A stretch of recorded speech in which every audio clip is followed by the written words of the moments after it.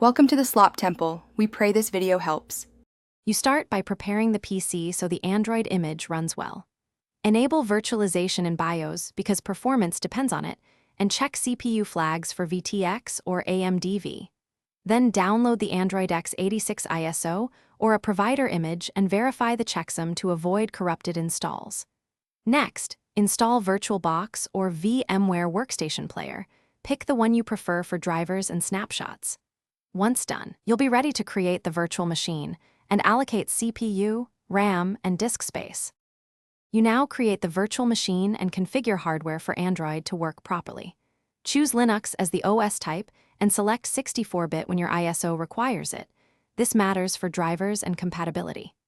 Allocate at least 2 CPU cores and 4 GB RAM, then create a 16 GB or larger virtual disk so apps have room.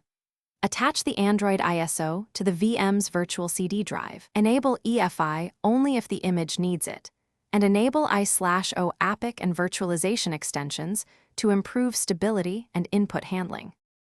You boot the VM from the ISO and follow the installer. Select installation rather than live mode for persistence, create or select the ext4 partition, and install grub when prompted. This makes Android bootable.